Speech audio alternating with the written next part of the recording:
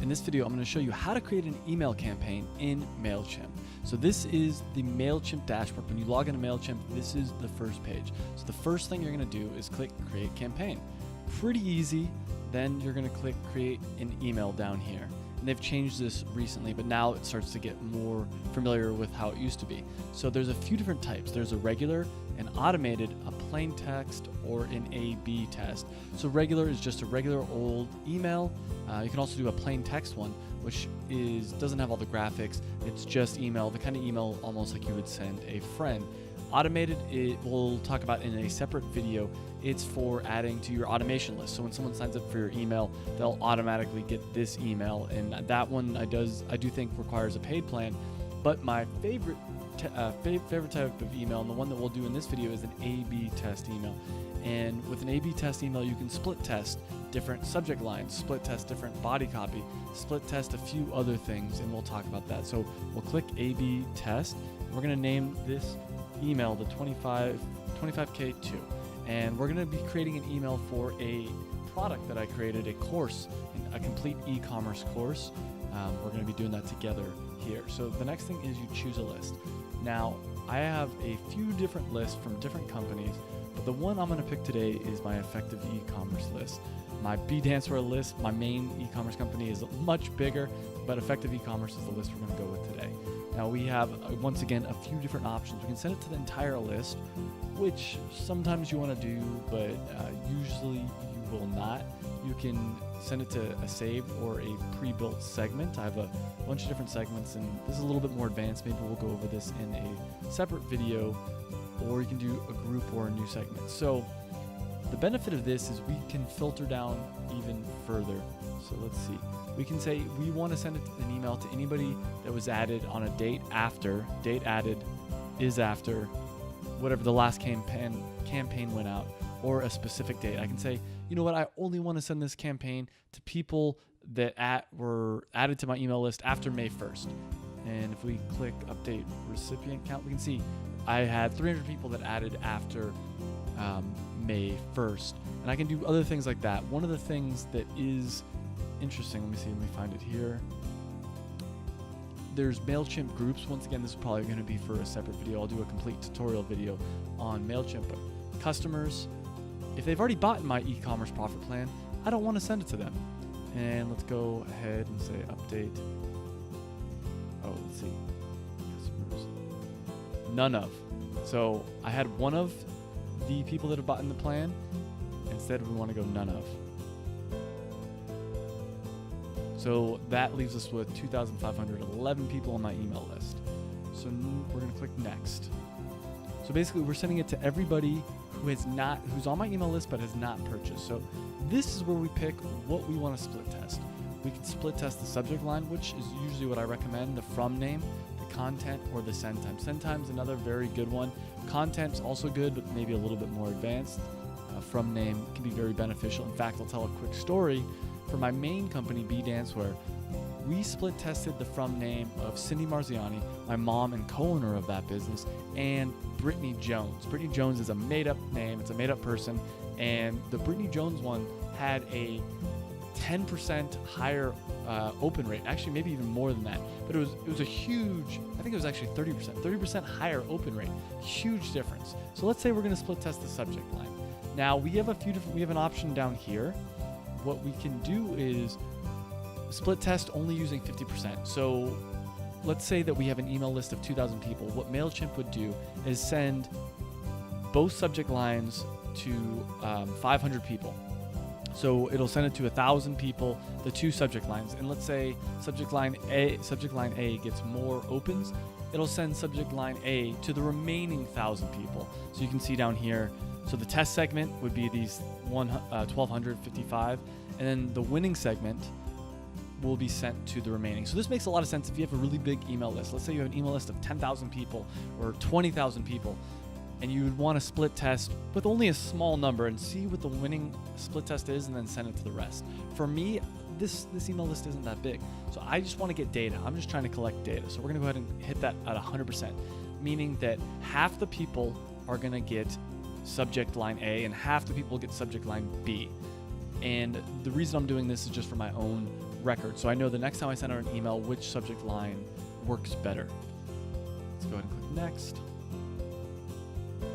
So this is name your test. You don't have to do anything that. You can click, these aren't that important. You can personalize the to field. So this is important, email subject line 1 and email subject line 2. So for email subject line 1, I'm gonna do this. 50% off my complete e-commerce course, 1 week only. So that's pretty binary. There's a lot of reasons I'm using that. The benefit is it has a numbers and a symbol right there, 50% off. So it's like, that is the advantage to the customer. If they're interested in buying the course, they're gonna wanna buy that. Now I have a second subject line, how to make your e-commerce business more profit. Now this one's interesting. This one's more to get opens. This is more so just to test 2 very different subject lines. And I think a mistake that a lot of people make, including me a lot of times, is they pick 2 email subjects that are very similar. These are pretty different. One is all about the course and one is all about the person. So the answer to how to make your e-commerce business more profit is to buy my course in this case, because that's where all the information is. We're gonna split test these 2 and we'll see which one does better. So the from name, I'm just putting my name as the from name and my email address down there. This is a bunch of different stuff you can look at. I usually just stick with the defaults, track the opens, track the clicks. You can do some of this stuff. Yeah, I can go over this in a separate, more advanced video, but I don't think most of this isn't that important. E-commerce link tracking is interesting if you're in e-commerce. Once again, that's probably out of the scope of this video. And let's click next here.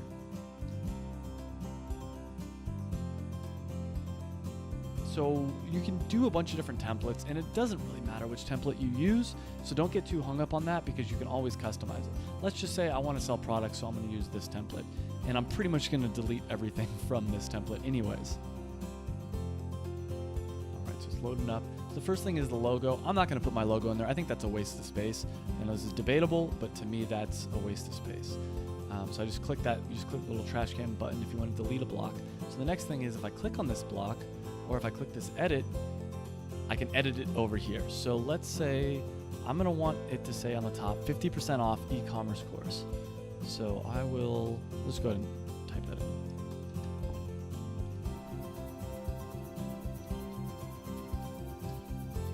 And then I can highlight this and click this button right here to insert a link. And let me get the link here to my course. So I'll put the course link right there. Next up is I want to tell people about the coupon code that they can use. And that's the coupon code. I just pasted it in there. And I bolded this part. I can unbold it. I can bold it again. But I want that to be in the center. It just looks nicer. So that's now in the center. I'm going to get rid of this section because I don't want it. I'm going to have this section. Instead of this, I'm going to have it say 1 week only sale. And for the main content, I will put this. So just right here, I'm just putting a little bit of information. I think another mistake people make when writing emails is they want to have big blocks of text. Don't do that. That looks really bad. So I'll go ahead and click Save and Close. Now, this is a very important part, and I didn't talk about earlier, but you can drag different blocks. So I could drag a text block, I could drag box text, divider, image group, image card, image caption, all social share, all these different things. And once again, in a more advanced video, I can go over each one of these individually, but image is pretty helpful oftentimes. But instead of an image, what I'm going to do is do a video right here. And what I'm going to do is put a link to a video talking about my course. So go ahead, I put the Vimeo link. That's all you got to do, and it comes up right there. Now, let's say I want to do another text block right here. So that creates another text block right here. And in this text block, I'm going to put some more text. Once again, not too much, because you know what? I don't want people to sit here reading my email. I want people to go to my website and click on the link. All right. And then last, this button right here. I really like the button because it's very clear. I'm going to, instead of saying start shopping, we're going to say get the discounted course now. And for the link, we'll put the link to the course, obviously. So we're going to go ahead and click save and close. And that's it. Pretty quickly we created a entire email. Now, you can, if you click down here, you can add links to all your social media, or you can just delete it. You know what? I don't want people going to my social media for this. I only want them going to click on my course. That's it. Once again, another big mistake people make with designing emails is they have too many calls to action. They try to sell too many products. They try to sell too many things, try to get people to do too many things. It should be only one thing. Your entire email should be focused on getting someone to do one thing. So this entire email is trying to get someone to buy my course. And this, just to let you know, this coupon code, by the time you watch this video, probably won't be available anymore. But if you sign up for my email list, you can click up here to get my e-commerce success pack.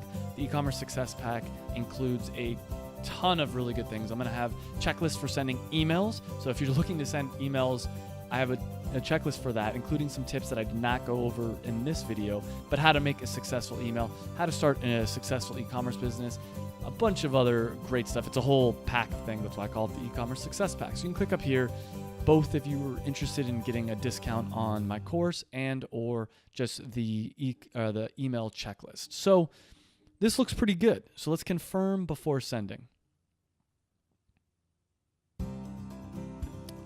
All right, so this looks good. Total combinations, preview text, everything looks good. And once again, so I'm using a paid plan.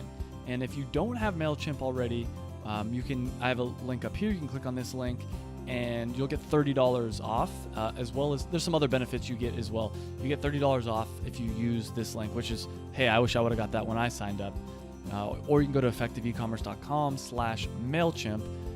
But one of the features that I really like there's a lot of features I like about the paid plan. Automation is one of the good ones, but the other one is the ability to schedule and let Mailchimp optimize the send time for engagement. So Mailchimp looks through your list and it sees, oh, people with that email, when do they open up?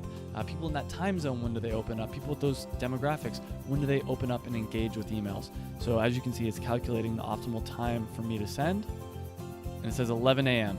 Or I can send it a specific time. Let's say I want to send this, instead of sending it today, I want to send it on the 18th at 6 a.m. For some reason, I have a big event, whatever. Let's say that that's what I wanted. I can go ahead and click schedule this campaign. And that's it. It's rock on. It's ready to go. Now, if for any reason you want to cancel that campaign, for instance, I just made this one to show you as a demo. Click pause and edit. Pause.